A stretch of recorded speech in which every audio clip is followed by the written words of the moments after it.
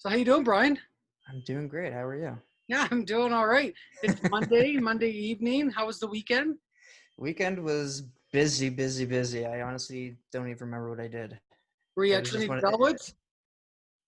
No, I wasn't one of those guys. I saw a picture. That was insane. That Couldn't was believe. insane. There was a lot of insane things about what went on there. There was people getting ticketed for like defecating in places and pissing. Yeah, like there was. Seriously, Yeah, I didn't even look into the story. One of my friends posted something online, and I saw the picture, and that was it. I'm like, okay, that's I what's mean, gonna happen. it was a headline. I don't know if it actually happened. You know, I wouldn't pet it past people, to be honest, at this point in no, time. I mean, it's like everyone's fed up, everyone wants out, and this is what's going to happen when the weather's nice. It's I don't know how they're going to contain it. I don't know how they're going to control people. It's you can't. The minute the sun comes out, everyone's going to be outside. it doesn't help that the mayor was doing it too. Yeah, like I mean, that's just. I mean, at least he manned up to it and apologized, but like, shouldn't be doing it. He's yelling at other people not to do these things. I mean, it's like Ford when he's telling people not to go up to his cottage, and what do? He went up to his cottage. So it's like you can't do these things. It's And yeah. Trudeau did the same thing. Trudeau was up at his cottage for one of the long weekends, and he's telling everybody to stay home, don't go anywhere. He's all the way up at his cottage, but it's like, come on, you can't. The There's no time double when standard. Trudeau went to his cottage, then the same I think Monday, I think it was Monday, it could have been on the weekend. Ford is helping people like or some charity, and he's holding a box, and he's like without a mask, and he's like within like a meter of someone. It's just pretty funny how, and same with the White House. The way that person was talking about don't touch your face, and she's touching her face as she's saying it. It's amazing. Everything, you can't make this stuff up. Anyways, how are the kids? The kids in bed? Kids are in bed, I think. One of them's been stomping around upstairs, so I don't I got know. lucky tonight. We've been just starting to do this evening walk routine where after we have our dinner, we go for a little walk, and man, it just wipes them right out. They just pass right out. It wipes me right out too. I It mean, wipes me out too. Yeah. it's it's hard. I mean, you're with them all day long right now, and trying to keep them entertained and busy, keep their schoolwork going, and with the two dogs as well. So it's very draining. And like we're trying to night train one of them, so like potty train her at nighttime so she can hold her bladder longer. 2 o'clock in the morning, she walks into our room last night. I had to go change her bed sheets. So it's like it's ongoing. Wow. you So know, you're just no pull-ups. You're just gonna wake yourself up and wow. We're trying. So I'm gonna wake her up tonight at some point before I go to bed and get her to the bathroom and see what happens. Hopefully no accidents in the morning. Good for you, man. How long did it take you to get them to bed on their own easily without rocking them? Well, my oldest is 4, so about the same. I can't believe I used to rock them to sleep. It was so insane. And then, That was I enjoyed it. I mean, our second one was a little trickier. She took a lot longer. Our first, I would be in her room for maybe 30 minutes rocking her, and then I'd be able to get her down. The second one was probably about an hour, and then you'd think she's done and she's about to fall asleep, and I put her down and boom, back up, and then I have to be at it again. So it's about the first one's probably about an hour for actually rocking them to sleep. But she's 2 years old now, so it's like she's in the crib, she goes to bed, and that's it. yeah, I mean, the first time someone told us, I think it was a book. I don't know. I wasn't getting any sleep, but uh, and neither was my wife, even more so. But uh, someone's like just basically said, don't even do anything. Just put them in the bed, and then they'll cry for a bunch, come back in, pick them up, and then put them back down. And so we tried it. It was really heartbreaking. It was super hard to even Oh like yeah. hear them cry, but unbelievable. Like within days, they just went to sleep on their own. Our first was very easy. So with her, we sleep trained her very easily. Um, we did that whole method, let them cry it out for a while, and then the second one tried to, and then she stopped paying attention to that and didn't listen to it, and she would just go and go and go and go and go. she would scream probably, if we let her, she would scream for hours on end and not stop. So eventually we had to go back in anyways and just deal with it. And then we slept trained her a little bit later on. But they both got sleep trained. Like, it's just, we had enough of it. And our youngest one started playing games with us. Yeah. You know, it's like they know that if they scream or make noises, you'll come in. So they started doing that again. And so we had to get back in on that and sleep train them all over. So you guys got married in August 2014. Yes. So did we. And I know like 3 more people that it was just weird. That year was August. It was all August. I So, find a lot of people get married in August. It's like yeah, the end of the summer. People want to get it done. They're going to have extended honeymoons. You know, we managed to extend our honeymoon for 3 weeks instead of 2. I ended up missing my cousin's wedding, who was at the end of August. My sister was August 24th as well. My brother was supposed to get married end of August. He pushed this to September of the same year. So it was crazy. I mean, my sister's been married now for a long time, but like generally her anniversary is in August. Mine's August. My cousin's August. Then my brother's September. And it's just like one after the other. It's so, I mean, for us, like, I'm Jewish. So in July, there's 3 weeks where a rabbi will not marry you. Oh, Because really? there's like a whole 3 weeks of mourning. Because of a rabbi and his students that were murdered eons ago. So they have like 3 weeks of mourning every July. And those 3 weeks you cannot get married. So you're either going to do it before that happens or you have to do it in August. So for us, it's harder to get times with rabbis and everything because of it. Yeah. Or you're going to end up pushing it off into November or December, which a lot of people do. I mean, my wife's cousin got married 2013 during that massive ice storm that knocked out all the power. And there's the synagogue that they got married at had no power until the day they got married. Wow. Which is crazy. We were barbecuing so that we can make like bacon and eggs for breakfast. Yeah. Outside in the winter. Like it was crazy. So yeah, it's Welcome to the show. well, thank And you. thanks so much for coming on. Thanks for having me. Absolutely. So you got a little bit of an interesting twist here because so you have a dog. You're dog walking right now. Wagon Wuffies. Wagon Wuffies, and so you started that in 2016. Yes. And so yeah. Do you have anyone working for you? You're an independent dog walker or employer? I'm independent. I've had people work for me. Wasn't happy about it, but I had it. I had one amazing walker who worked for me for a little bit. Yep. Actually for a while. And then I've had other people who are students who's come and go and whatever. It got kind of difficult managing people and trusting them. Like I had some stuff happen to me where we were on vacation and I hadn't had a proper vacation in like a while. And we're out in Mexico, my wife and the kids. And I get a text message from one of my walkers saying the other walker decided to quit. And we left on Saturday and then she quit on the Monday. So she's holding my keys ransom. My other walker's stuck. Holding them ransom. Yeah, we had about 18 walks a day. I was up to almost 90 walks a week. And this is March. So March break happened and everything. And I got up to about 90 walks a week and it was just super ramped. So there's 3 of us going at it. And this one girl has decided she wasn't happy and was going to quit on me while I was away and can't do anything about it. So after that point, I kind of I wasn't happy with having people work for me anymore. But I needed it anyways because I couldn't sustain it on my own. And eventually I just had to cut back on clientele and clients left anyways. So it kind of just worked out. Yeah, I know. It's not easy. No, I mean, like, look, like on my peak, I was doing 75 to 80 walks.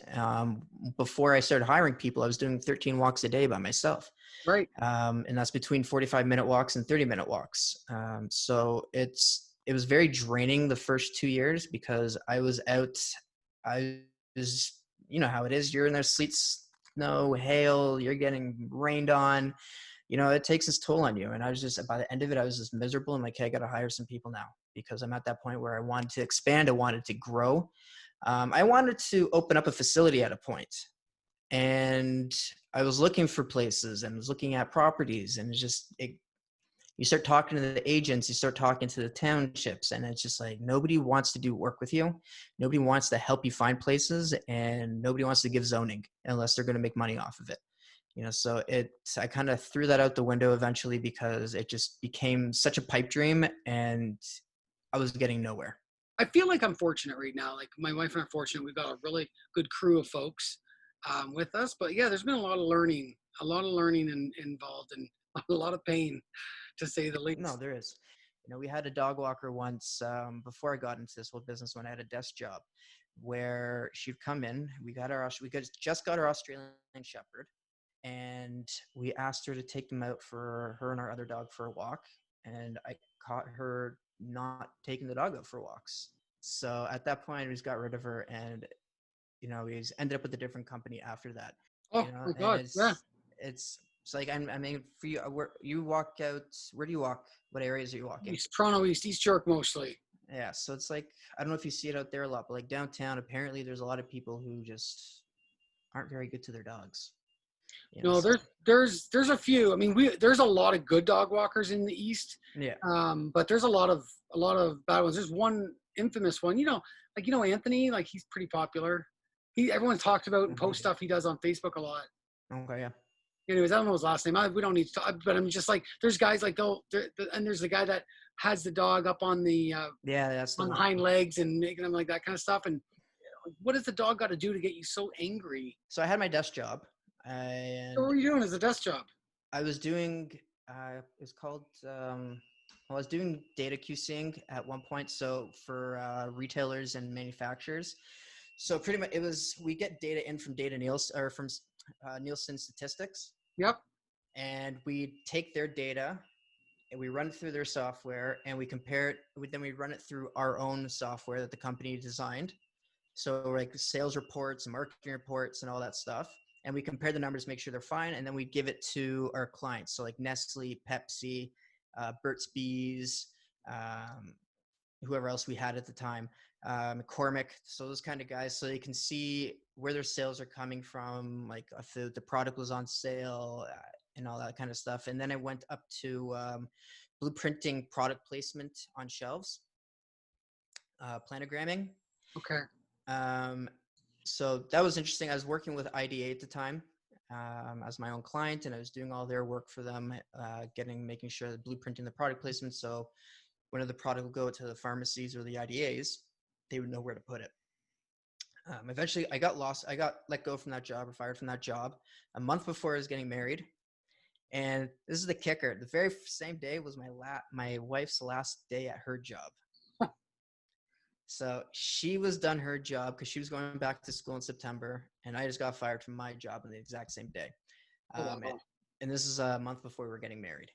So it gave us a little bit extra time to plan things for the wedding, which was fine. But we just also moved into a house, and so things were kind of up in the air. And this is why I was able to extend our honeymoon, because she only started school later and I wasn't working at the time. So after that, I was doing some random jobs with my cousin, with some friends, my brother-in-law, and I started training my Australian Shepherd. And I was talking to my trainer about becoming a dog trainer. My wife said, well, why don't you just become a dog trainer because you enjoy it and you can open up a facility. So that was the plan from the beginning, was to open up a facility, like a training facility, indoor dog run kind of thing. Norma Jean Lorette runs and owns CCS, which is Canine Correspondence Studies. Okay. It's online for training, and pretty much the way it works is she will either email everything or mail everything to you, or give you access online, and you do a couple tests here and there, and you do videos of you doing some commands with your dog and showing that you can do the training and everything. So I did that. I started working at my dog trainers because what she did, she actually owns a daycare facility as well. So I was working at daycare, I was walking dogs for her, and eventually I jumped on the training with her as well, assisting with her. And then she put me in charge of my own classes. So that's how I got Yeah. started with that. And at the same time, she didn't want to put me on payroll. So she's like, register your own business and invoice her. So I did that. Then I'm like, well, if I have my own business, then I might as well throw up a website.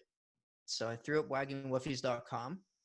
And I just started getting my own clients, and then eventually, after a year or so, I went on my own, and yeah, just A lot of people, when they get into dog walking, I find, now I don't mean like just going out walking dogs, but running their own business, putting up a website, going through all the motions of a business, of a small micro-sized business, and then expanding into like a smaller business, medium-sized kind of thing. They get a kind of like a revelation that, hey, I could actually maybe do other things. I don't just have to dog walk. I've got the foundation of in place, and I can just kind of see other market problems. And so that's kind of something what you got into, um, with SEO, which is really, I think, is so relevant. I actually I was emailing some folks to get on the podcast, and I was exchanging some emails with someone in the States. I'm not going to say what city they're in, but they had a website that I thought was outstanding. She articulated everything that she did that was different. She was clearly a force-free positive. Her execution was all that. A lot of canine enrichment. Uh, a lot of risk mitigation. It was just one of these websites that it's very hard to trust someone with your dog, a stranger. But I got a sense that my dog would be okay in her care. So I wanted to bring her on, and she wrote me this really unfortunate email about how she's not really doing anything. Like, it's not really because of COVID, but because of WAG and Rover, and they're dominating the internet and taking all the leads. And I thought that is just unfortunate because, I don't know if it has to be that way. Like, I know they've got a lot more resources. They can throw a lot more money at ads, etc. But you can do other things to compete from an SEO perspective, can't you? no, absolutely. So this is my whole thing. Ads work, but they don't work. So when you do a search in Google or Bing or Yahoo, first things that come up are all the paid websites. A lot of Yeah, the sometimes they're not even relevant to what you're looking for. But to me, the minute I see those, I scroll right on by them same. because, and I think most people do, because they know it's like, well, these aren't legitimate. They're legitimate, but they're being paid. They're paid for to be in that spot. Whereas you scroll just past that, just past the locations, then you start seeing the actual listings. But with the SEO, getting on top of things, keywords are huge and content is huge. And those are the things now, especially more so the content. Having up to date, relevant content and original content is what is going to help you be above the rest. For SEO, like I said, if you have content, if you're updating your content, if you're writing blogs are a huge thing. Yeah. I have a friend who's been helping me out as a content creator. She told me as I was talking to her about getting found randomly about online, and she told me a random story that she's messaged me saying, I got a random client or random person email me asking me about psychology and content creating. And and she got a client out of this because all she did was write psychology content in one of her blogs. The words may not have been Right. together, but they're in there, and that's what picked up when this person did the search. So now she has a psychologist who's a client out of this. So you never know if niche markets are huge. If you can target certain demographics and blogs or newsletters or articles or whatever it might be, if you're able to sit there and actually target these people and shoot things out to them, that's going to help you a ton. Yeah. Is that you're referring to your friend Masha? Yeah, Masha. Yeah, I went So to Masha's site as well. I read your article about you changing your links, and I thought that was really really interesting because a lot of people do change links. A lot. yep, I change links a lot. yep. You know, And why? I Please don't come to my website. well, that's the problem. Like, why is nothing working? Nothing is showing up. So I had to go through, and I ended up going to my the Google Search Console. So there's like tons of things that you can pick up and learn.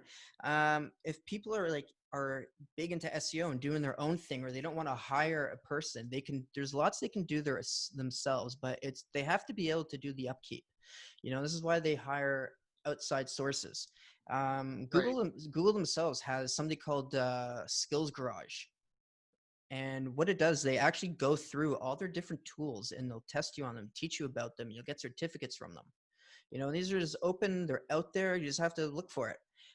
There's so many different like major websites like Moz, Ahref is one of them. So like those are two major sites that do a lot of SEO stuff for different companies. So like a small guy like me coming in, it's like, well, who am I going to work with? No one's going to want to probably touch me or anything right now, but I go after small businesses. I go after dog walkers, trainers, personal trainers, even local businesses, so the guys who are going to be too scared to approach the big companies because they may cost them too much, or they may be very pushy. Whereas you come to me, I'm not going to be that pushy guy. I'm not a salesman. So we'll have a conversation, we'll figure out what you need, and if you like me, you get along with me, I'll do the work for you. If not, then you can find somebody else that you do get along with. And that's one other thing I talk about in one of my blogs, is you have to get along with the SEO person or anybody that you're going to be doing business with. Because the minute you start doing SEO and you bring somebody on, they're taking over part of your website.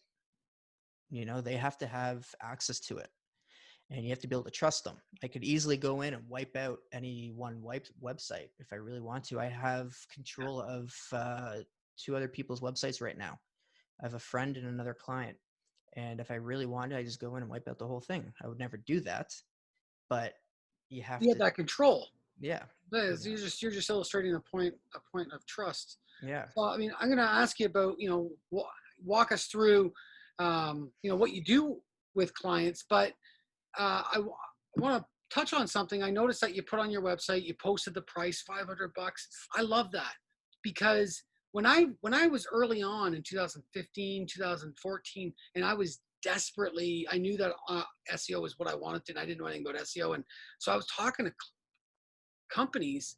You couldn't get a price on their website.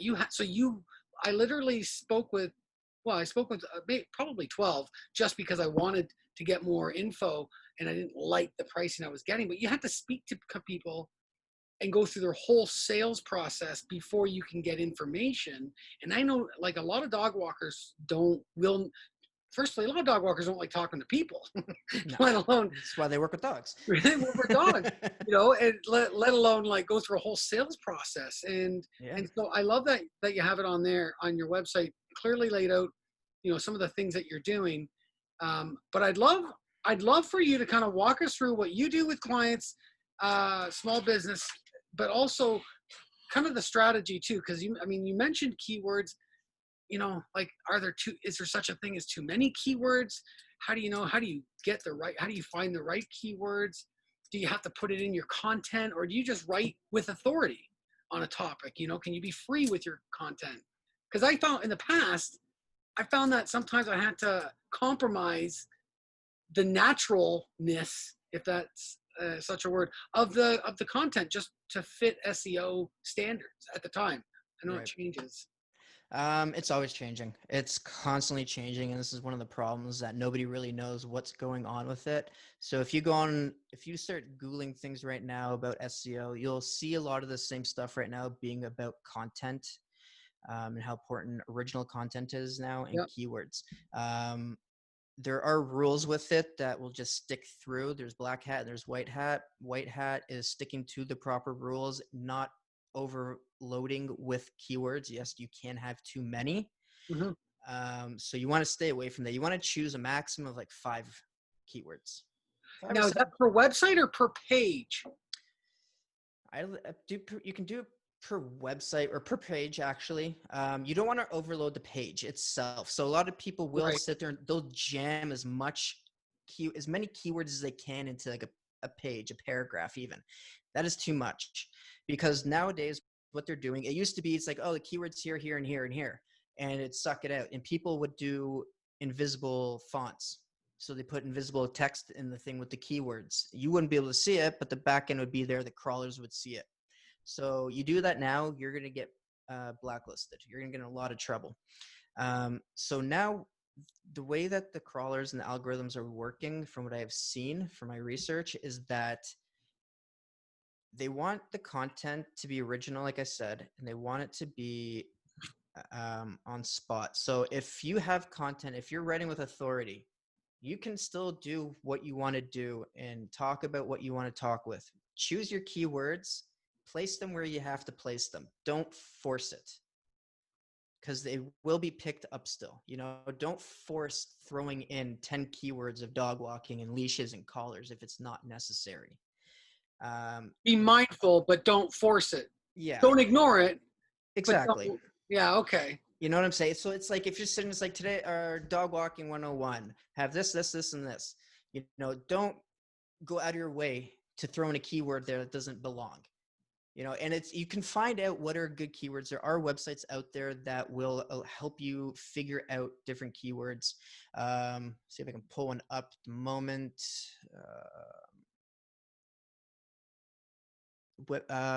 Content, Web Buzz, Sumo, Google Trends you can look at even.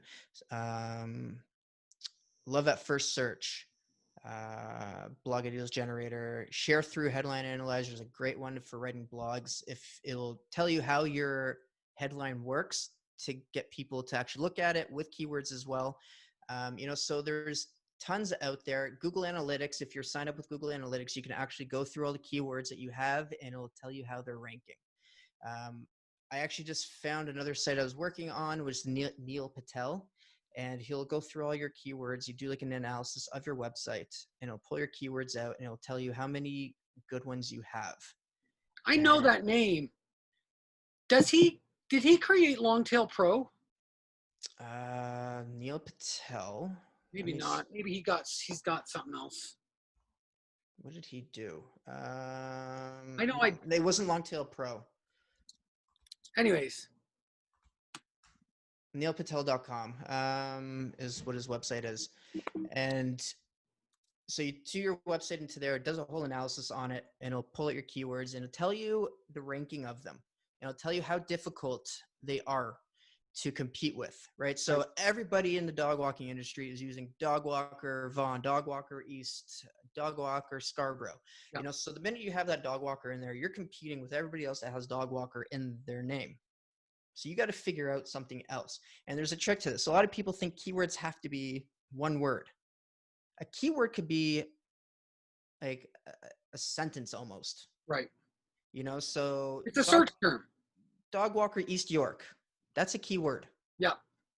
Okay. So it's the long of it's like the long tail of it. So these are things that people can do. You can always, the more you use of the long ones, the better off you might even be than the shorter ones, because the shorter the keyword, the more challenging it's going to be when competing with other people, because everybody else is going to be pulling those in. Right. So with me, I have Dog Walker Richmond Hill, Dog Walker King City, Dog Walker Aurora. Either it's because of the content on my website, or because I'm probably one of the only ones in those areas who has a website up and did the SEO on it properly, that I show up one of the top ranked every time. So when I was doing my podcast on Wagging Wolfie's podcast, I put that up onto my website, and that would help boost me up as well. I would do vlogs. I would do blog posts, so just keeping things fresh and original. I would change up things on my website. The more often you put new content on and you refresh it and refresh your sitemaps, you get the crawlers going over it again. It's going to boost it up again and boost it up some more. How often do you need to do this? For some people, it sounds like a lot of work. It is a lot of work. But you don't need to do it very often, like once every 6 months or so. So it takes about 6 months to actually see any progress. When you start making changes, it can take a long time. Yeah, it's a long, okay. So to get to first page it's a long game. It's like playing the stock market. You're in it for the long haul. So you're going to put your trust in it. You got to know what you're doing. If you make changes along the way, it's going to slow things down. And this is why I wrote that blog on about making changes too soon. I didn't let my website get caught yet, and I made changes which delayed it, because now it's not being crawled again for now probably another month or so. Right. And I've put those crawl requests in. So for those who don't know what a crawl is, I'll explain that. Google and Bing and Yahoo and they create an algorithm with things called crawlers, which is just program that goes through the internet, goes to each website and finds the information on it. And it takes that information, figures out what your website is about, and puts it into what's called an index. An index is like a Rolodex, and it kind of just figures out the information of it and organizes it. So it's kind of like when you look at the front of a book, you have like the index that you know what page to go to. So it's this kind of it's the same idea with crawlers. So the next time you go and you do a certain search, if your website got indexed and if it has a high enough ranking according to those algorithms, then it may show up on the first page, second page, third page, and so on. How important is putting links in the page, and how important is having links, people linking to you? So links, well, you need links in your website, because the more content you have, the more pages for the crawlers to go through, the more information it gets, the better idea it has on what you do. So say somebody types in dog walking East York. You're East York or East Scarborough? York. East York. Okay, so you type in East York, dog walking East York. Do we show up? I wonder if we even show up. Dog walker, East York. I think we show up on maps. Yeah, we're on the maps there. No, look at that. So we're at the bottom. We're at first page. First page. There you go. We get a call. We may. The location can vary. It could be different than the actual listing underneath it sometimes. So you type in dog walker East York. Depending on how relevant the content is on your website compares to other people, if a person has one of those long scroll websites where it's just one page and that's it, then they may not show up at all because the crawlers and the bots may not know what the website is because there's not enough content. So you can have too little content. Is it content or too little number of pages? Both. Both are impactful. Okay. Yes.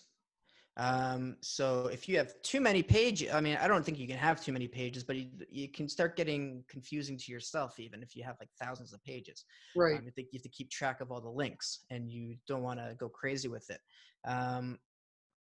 But the amount of pages you have will correlate to the information that the bots and crawlers are able to get and make sense of what is being said. So once again, if people are Googling East York dog walkers, 5 companies show up. Okay. Those 5 companies may have some of the same stuff written on their websites, but they also may be very different, the information, right? So one may have $25, one may say $30, one may say a different amount of dollars, one may say group walks, one will say private walks, one will be private walks and group walks, one will be dog run, so it's all different, but the information is about dog walking. And those are also the keywords that they probably popped in there throughout the website. Right. Okay. And that's something else they want to keep mind of. You also want to make sure nowadays, a lot of it's changed from HTTP to HTTPS, Right. which means the protocols are now secure. And if you don't have a secure website, an SSL certificate website, people will not be able to go to that website potentially because they're going to pop up a message saying this site is not secure. So if you're entering critical information like credit card information or anything like that, you want to stay away from that. You want to make sure the website is always secure. So if there's dog walkers out there who are doing payments online through PayPal or whatever it might be, make sure you have tight security and that your website is secure with your link. Okay. And that's going to help though with like SEO as well, isn't it? Like I know in the past it hasn't, maybe it doesn't even now, but I've heard rumblings that if you don't get an SSL certificate, that you may not rank as well. Just like almost if you don't have a responsive website, that you won't rank as well either. Is that true? Yeah. I mean, well, if you don't have a responsive website, then it means nothing can crawl it, right? And it's not going to get any information from it. So there's no point to show it. With the SSL certificate, it's the same thing. I was doing an analysis today on a website for a potential client, and actually I was doing it on myself as well just to see what was going to happen. And it came back saying the client's SSL was about to expire and that I didn't have one, but I do have one. So I don't know why it told me that. But yeah, it will affect your rankings because they're not going to show non-secure websites. And even if you have a website and in the website, one of the links is not a secure link, it will tell you to fix it when you do an analysis on it to make it an HTTPS. What's the best? That's fascinating. Where's the best place to get an SSL cert? I honestly don't know. I get mine through Wix. Just Google it, I guess. Yeah, I haven't really thought about that. I haven't had to do it yet. So Because it's always on the client's end, usually, isn't it? yeah, Give I mean, when I build my website, it automatically did it. So with oh yeah, like my domain itself is from GoDaddy, and they automatically they have like the security and everything behind it. But Wix, when you build it and host it through them, they automatically gave me the HTTPS. they all do. Yeah, if you're hosting it with someone, they all do. Yeah, so they automatically gave it to me. Shopify. Yeah. Yeah. Okay. They have Okay. to cover themselves, right? Because if somebody gets hacked or something, it's going to affect them as well. Right. Right. Okay. So you're usually going to get it with the place you get hosted with. You should. If you don't, I would be cautious. So how important is metadata? I remember that used to be the only thing. Like Yeah, metadata used to be huge back in the 90s, right? Or early 2000s. It still is pretty important. It's I don't know. I wouldn't say it's as important as now. Like a lot of the stuff I'm reading now isn't pushing it hard. It's still important. It still needs to be there. So when you're posting pictures, throw up metadata, throw up the extra descriptions for those images, because people start Googling things, your images are going to pop up. They're going to start clicking on it, and then they're going to get taken over to your website through that. And that's what's going to drive some traffic towards your website and raise your sales, hopefully, and get you more clients. So with my website, I haven't done too much metadata, but it is, yeah, I would suggest people doing it. Add some extra details in there, add some extra keywords in there, add the extra descriptors. And too much, you can never have too much information with these things. The more information you give, the more information the search engines can collect. right. What about like so? Is a sitemap? Is that important? I guess that's important. Sitemap is very important. You need a sitemap. Every website should have a sitemap, especially if you ever want to see light of day. How do you Sitemap. create that? So you can do it manually in an XML document, or with It's an Wix. XML document. Yeah, you can do it in an XML document yourself, or you can. Most builder sites should have it automatically done. So, like again, my sites are all hosted on Wix. Wix does it for me. Right. I don't have to worry about that. So they will take it, and the minute I connect my website to Google, like my sitemap gets uploaded, and we'll give Google all the information. Okay.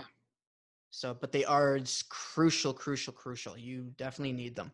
You can't do anything without it. Your website will never be seen because your sitemap legitimately tells the crawlers and the bots all the information. They tell them where all the links are, what the links are, what's what they're able to crawl, what they're not able to crawl. Okay. So sitemap, keywords, original content. I mean,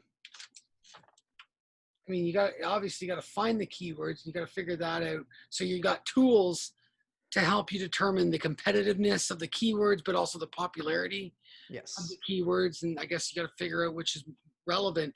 And that is, in a nutshell, at a high level, what you want to focus on to rank well with SEO, or sorry, with like search engines. Yeah. With search engines, yeah. For now, yeah. You want the keywords, the content, and sitemaps for sure. It's interesting actually with one of the analysis I just did today. You can find some tools that will actually give you a dollar amount per keyword.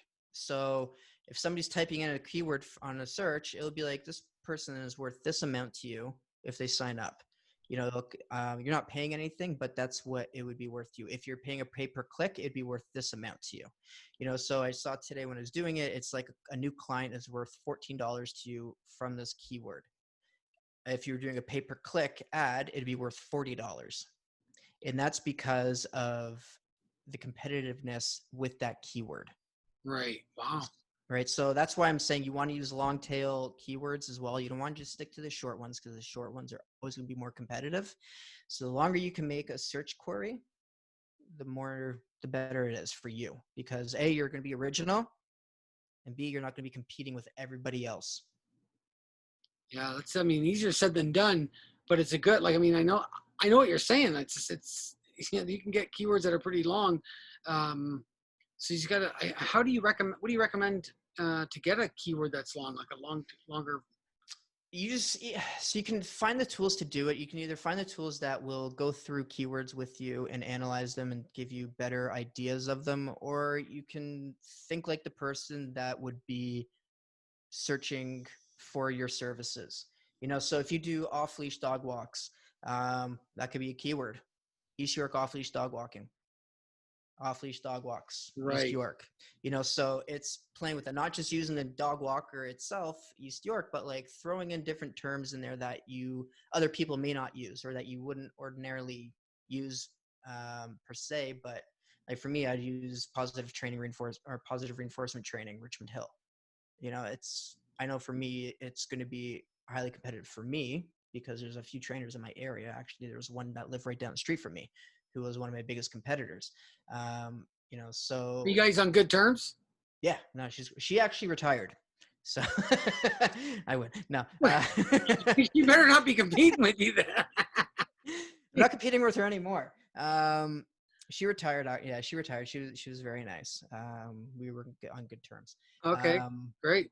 So do you think maybe having a page per type of service type and then building keywords around that, like you just mentioned, longer, like off-leash dog walking, East York kind of thing, and then having another page for like puppy visits and then daycare and all these types of things that are allowing the opportunity to. So that's exactly what I did with my Wagging Woofie's website. I like to break things down because to me, the more information there is, the clearer it is for people for when they go to visit the website.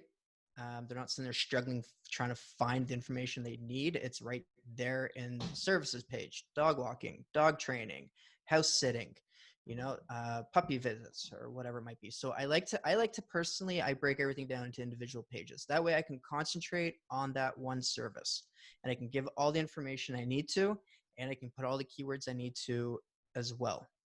Right. And there's no questions to be asked afterwards. There's no confusion. And then if they have to, they can jump into another service. And then, so what can someone expect, a dog walker expect when they hire you to help them with their SEO? Well, I know the industry already. So helping them with making sure they have the proper keywords, that they're using them properly, making sure they have descriptor tags put in. So people will post, I saw one person's website, it was littered with photographs, just littered with it. And it's too much. It's too much information. It bogs down your website when you do that. It it's ugly to look at. You want a clean website. You want it to get straight to the point, and that's what it'll help with. It'll help people get themselves noticed online through keywords, making sure they have proper content on there, that they're not just wasting space, making sure that they have the proper amount of images. You don't want to overload with images. And wherever there is an image, you're going to have a descriptor meta tags with it as well. And most importantly, you also want H1s, which are headers. H1. So that's one of the other ones I forgot to mention. H1s are very crucial as well because it's your main tag, your main header of your page. And if you don't have that, then when the bots and crawlers go through, they're not going to know what the page is about because it's not going to see the main header. And that's what it looks for. It looks for that. So yeah, if you want to do, they say to have one H1 per page. So if you have a page just services and all of a sudden you list all your services down there, that's fine. But if you want to break it up, you're giving yourself more room to get crawled, That's or right. more, so it's only a benefit for you. And You if you know, don't want the header to be too big, you can always style it. yeah, With absolutely. CSS. Well, that's the thing. So you think H1 headers are usually like that. They're monstrous, right? But yeah, you just change up the font size. They don't need to be huge or anything. Like my H1 on my homepage is my logo up in the corner, which is like this big, so it's nothing that has to stick out necessarily, but it has to be there so that the search engines can find the information that it needs to let them know what that page is about. Got it. So for all of on my SEO website, Inline with Online, every on my service page, once I break it down into the SEO, website optimization, and then the paid search and paid social, when I go into each one of the breakdowns, the H1 is a descriptor of the page. It's the headline, but it also tells the crawlers and the bots what that page is meant for. So Interesting. there's another thing you could actually do as well, customizing URLs. So this gets a little tricky. You want to be careful with this. This is what I ended up doing, and I ended up screwing myself up with this. You can change what's called a slug in your URL. So the URL is the entire website address. Your domain is the beginning part that ends with .com. The slug is after the backslash. Right. Anything after that is the slug. So you can change that around to whatever you want it to be. And if you start throwing keywords in there, it can help you out. Right. Right. For sure. Yeah. Right. Well, you don't. So you can just change it. Most people have WordPress, I guess, or they have some other Wix, or you could probably change that easily. I imagine. Yes. But Did you get yeah, into trouble? you can get into trouble because you do what I did and don't redirect things, or Oh, right. you do it too soon. So if your website's already up and running and you're already listed on Google, and you decide I don't like this this URL anymore, and you go change the slug on it, you've just ruined your ranking and kicked yourself off of the Google search. So now you have to go get crawled all over again for that page. What you can do is create what's called the 301 redirect. And a 301 redirect will take that old URL and connect it to the new one, so you don't lose your ranking.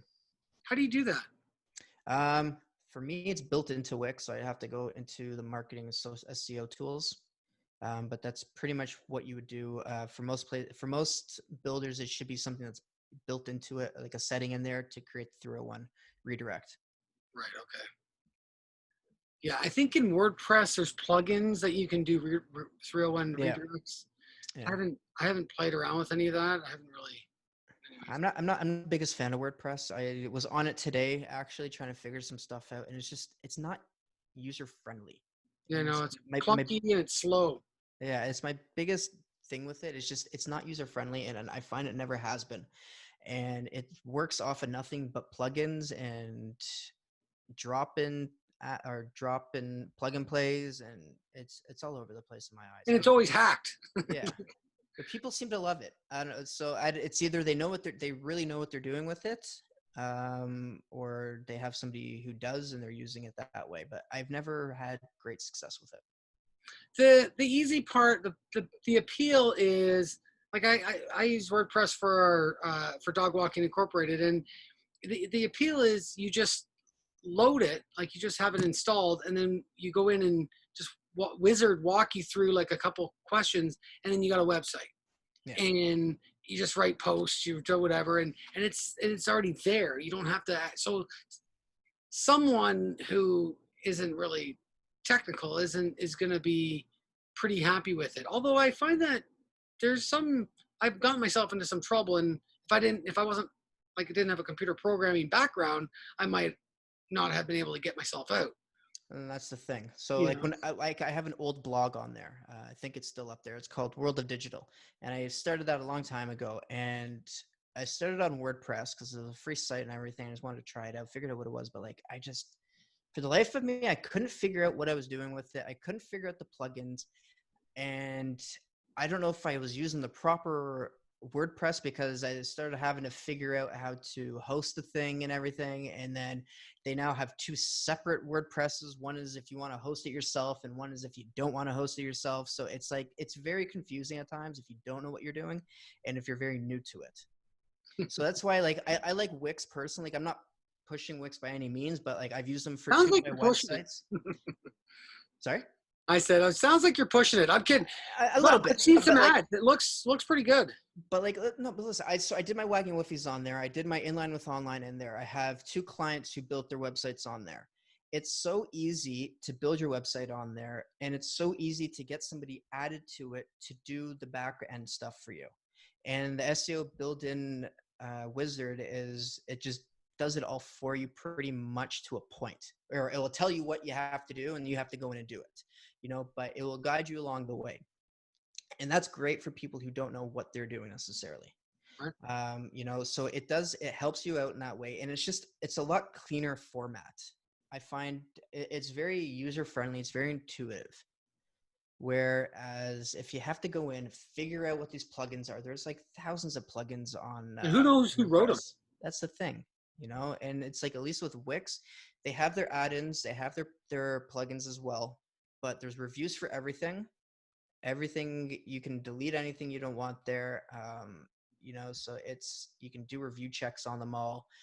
And quite frankly, their customer service is phenomenal. I had a question about something, emailed them there next morning. They got back to me on it, and whatever it was resolved. So it's trusting them. It's just having the ability to trust them. With WordPress, I don't know if there's people you can contact you have problems with it, if it's kind of just like go to the forums and it's a free for all. No, it's community driven.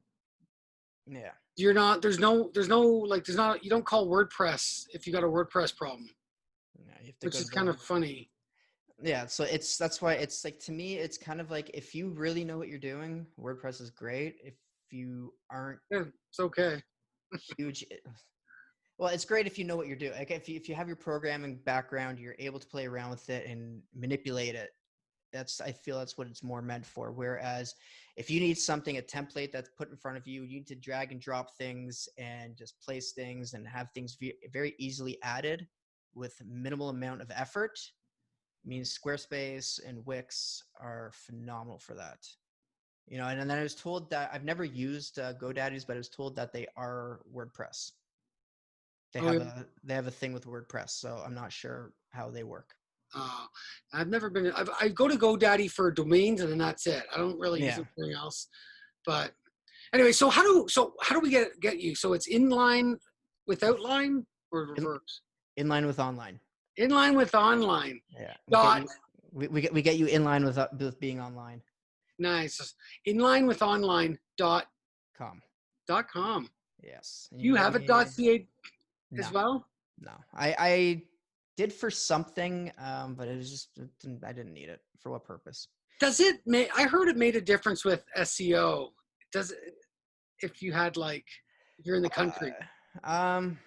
Maybe in the country. I haven't really seen that or heard that. It's possible. I mean, if you have a .ca, then you're more likely to come up in Canada than you would in the States. .com is kind of just worldwide. So I mean, Gold standard. Yeah, if somebody wants, randomly, I was found out in I want to say like Sri Lanka or some random place. Somebody came across my website, So right now, I'm open to the world, which is perfect. Okay, so walk me through what is your morning routines? Like I know you follow Brennan Bouchard. Are you reading his book now?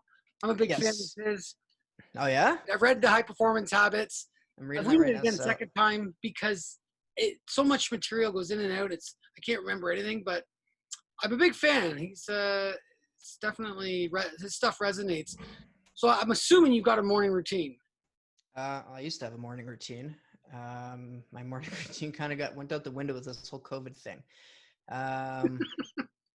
My morning routine used to be wake up at 5 a.m., go to the gym for 5:30, come home by 7, get the girls ready for school, get them out the door, start my walks. Now, wake up at 9, do whatever I feel like. do homework with my girls. My youngest, my 2-year-old, has some Zoom calls with her preschool, and my 4-year-old will have like online learning stuff. So I'll sit there, do some stuff with them, give them my tablet. I downloaded ABC Mouse with them. If I can fit some time in during the day, I'll do some work on my website, or I'll write a blog, or just do whatever I can. Spend the day with the girls, my wife, take them out for a walk at some point in the afternoon, get dinner made and ready, and then they're in bed by 7:30. And then usually around 8 o'clock, I'm working out now in the evening for about an Yeah. hour, and then just fall on my face afterwards. Whatever happens, happens afterwards. If I feel like doing some work, I'll do some work. If I just need to chill, I'll chill. What is your favorite Tim Ferriss book? I haven't read any. I have his 4-Hour Work Week. I haven't read it yet. I started it, but I love his podcasts. Yeah, his podcasts are great. He gets some interesting people up on there. And I was listening to one of them. He's very into psychedelics. Yeah. And he's part of a fund that is doing a lot of research with LSD and mushrooms. And like, he's very, very into that kind of stuff. And he's very into well-being and life and health and fitness and all that. So he just gets some very interesting people on it. I haven't listened to it in a while. Once again, I'm not in my car anymore walking dogs. So it's hard to find the time to actually sit down and listen to podcasts anymore. I saw him interview Kevin Hart on YouTube. I prefer the YouTube's one for some reason, and that guy, I keep getting reminded how crazy phenomenal Kevin Hart is. He just has this mindset that is so positive, and like for me, I need like to throw a bunch of positivity at me just so I can start because I'm a grump in the morning. I mean, if you've read his, so I read his book, I Can't Make This Up. There's that one, which I think was his latest one, or his last one, and then I think he has another one coming out, or he has something coming out now. But the reason I read it was because of how positive he is, and I needed a little positive boost in my life at the time, and I was just going through some things personally. So I wanted to get some inspiration of a sorts, because he always talked about his childhood growing up and how he had nothing, and he was raised by his mom, and his mom, his mom gave him no free time, and made sure he had no free time to keep him out of trouble. Super strict. Yeah. And like, he was on the swim team, he was competitive with it. He was doing all sorts of different activities. And then when he started, he hustled.